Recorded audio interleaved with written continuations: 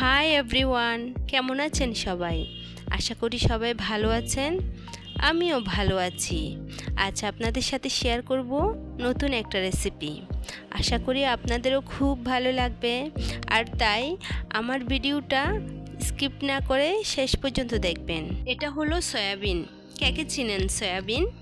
আমার হাজব্যান্ড যখন ইন্ডিয়া গিয়েছিল তখন ইন্ডিয়া থেকে নিয়ে আসছে। আমার বেবিদের তো ভীষণ পছন্দের, তাই আমি আজকে সয়াবিন দিয়ে আপনাদের সাথে একটা সুন্দর রেসিপি শেয়ার করব। আমি পরিমাণ মতো সয়াবিন নিয়ে হালকা কুসুম গরম পানির মধ্যে 15 মিনিট ভিজিয়ে রেখেছিলাম। 15 মিনিট পর আমি সয়াবিনগুলোকে ভালো করে ধুয়ে প্রসেসিং করে নিলাম। সাথে দিলাম লবণ আর হলুদ। সয়াবিনের সাথে আমি 2টা আলু নিয়ে পরিষ্কার করে টুকরো টুকরো করে ধুয়ে নিয়েছিলাম।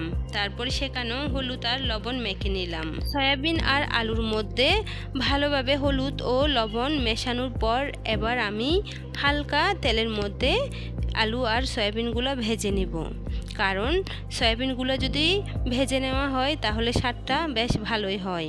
সয়াবিনের স্বাদটা কিন্তু মাংসের মতোই হয়। আর আমার বেবিরা তো সয়াবিন ভীষণ পছন্দ করে। ওদের চিকেন বলেই হচ্ছে সয়াবিন। সয়াবিন রান্না করার জন্য আমি 4টা হাঁসের ডিম ভেজে নিয়েছিলাম।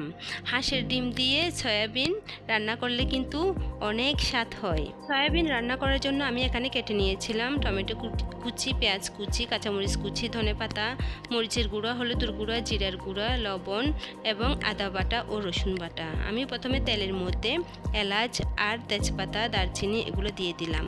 এরপর আমি দিয়ে দিলাম অল্প পেঁয়াজগুলো ভালোভাবে ভেজে নেওয়ার পর এবার আমি সেখানে অ্যাড করব আদা বাটা আর রসুন বাটা।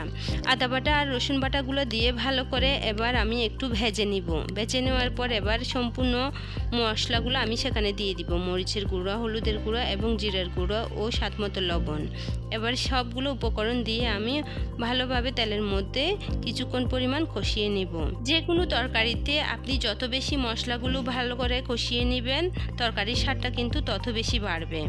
এটা আমার মারাও বলতো। আসলে কিন্তু আমিও সেটাই দেখি।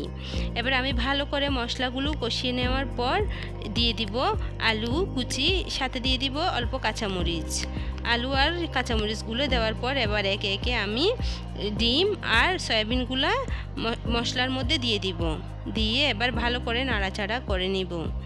অনেকক্ষণ ধরে নাড়াচাড়ার পর খুব সুন্দর একটা ফ্লেভার আসে। যেই তরকারি দেখতে খুব ভালো লাগে সেটা কিন্তু খেতেও বেশ ভালো লাগে। এবার আমি তরকারিতে দিয়ে দিব ধনেপাতা কুচিগুলো দিয়ে আমার রান্না শেষ। দেখেন আমার রান্নাটা কত সুন্দর হয়েছে, খেতেও কিন্তু ভীষণ মজা হয়েছে আমার বেবিদের চিকেন বল। এই ছিল আমার আজকের ভিডিও। সবাই ভালো থাকবেন, সুস্থ থাকবেন, আর বেশি বেশি করে আমার ভিডিও দেখবেন, লাইক কমেন্ট শেয়ার করবেন।